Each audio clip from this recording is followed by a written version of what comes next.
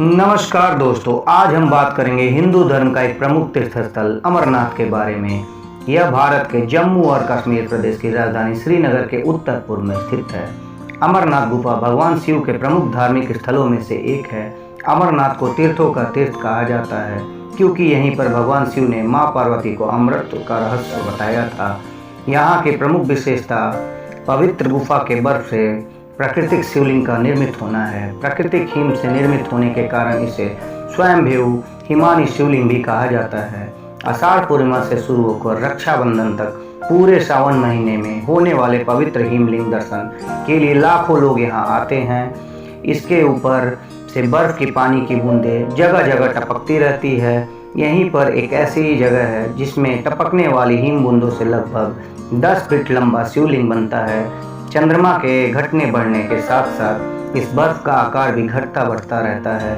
श्रावण पूर्णिमा को यह अपने पूरे आकार में आ जाता है और अमावस्या तक धीरे धीरे छोटा होता जाता है। आश्चर्य की बात यही है कि यह शिवलिंग ठोस बर्फ का बना होता है, जबकि गुफा में आमतौर पर कच्ची बर्फ की होती है जो हाथ में लेते ही भुरभुरा हो जाए। मूल अमरनाथ शिवलिंग से कई फुट दूर गणेश, भैरव और पार्वती के वैसे ही अलग हिमखंड है। एक कथा प्रचलित है, इसी गुफा में माता पार्वती को भगवान शिव ने अमर कथा सुनाई थी, जिसे सुनकर सघोजात सुखदेव ऋषि के रूप में अमर हो गए थे। गुफा में आज भी श्रद्धालुओं को कबूतर का एक जोड़ा दिखाई दे जाता है, जिन्हें श्रद्धालु अमर पक्षी बताते हैं। वह भी अमर कथा सुनकर अमर हुए थे। ऐसी मान्यता भी है कि जिन श्रद्धालुओं को कबूतर का जोड़ा दिखाई देता है, उन्हें शिव पार्वती अपने प्रत्यक्ष दर्शन से निहाल करके उस प्राणी को मुक्ति प्रदान करते हैं। यह भी माना जाता है कि भगवान शिव ने अर्धांगिनी पार्वती को इस गुफा में एक ऐसी कथा सुनाई थी जिसमें अमरनाथ की यात्रा और उसके मार्ग में आने वाले अनेक स्थानों का वर्णन था। यह कथा कालांतर में अमरनाथ में विख्यात हुई। कुछ विद्वानों का मत है कि भगवान शंकर जब पार्वती को अमर कथा सुनाने ले जा रहे थे तो उन्होंने छोटे छोटे अनंत नागों को अनंतनाग में छोड़ा, माथे में चंदन को चंदनबाड़ी में उतारा, अन्य पिशरों को पिशुटाप पर और गले में शेषनाग को शेषनाग नामक स्थल पर छोड़ा था।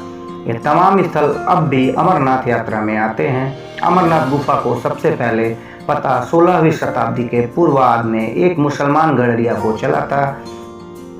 आज भी चौथाई चढ़ावा उस मुसलमान गडरिये के वंशजों को मिलता है।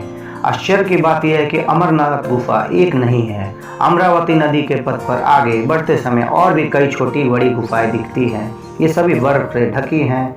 अमरनाथ यात्रा पर जाने के लिए भी दो रास्ते, एक पहलगांव होकर और दूसरा सोनमर्ग के समीप बालटाल से, यानी कि पहलगांव या बालटाल तक किसी भी सवारी से पहुंचे।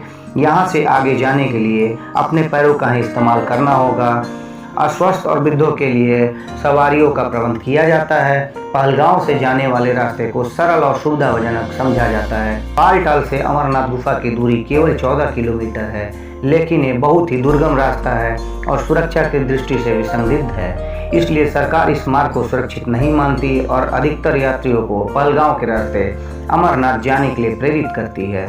लेकिन रोमांच और जोखिम लेने वाले शौक रखने वाले लोग इस मार्ग से यात्रा करना पसंद करते हैं। इस मार्ग से जाने वाले लोग अपने जोखिम पर यात्रा करते हैं। रास्ते में किसी अनहोनी के लिए भारत सरकार जिम्मेदारी नहीं लेती है। जय भोलेनाथ।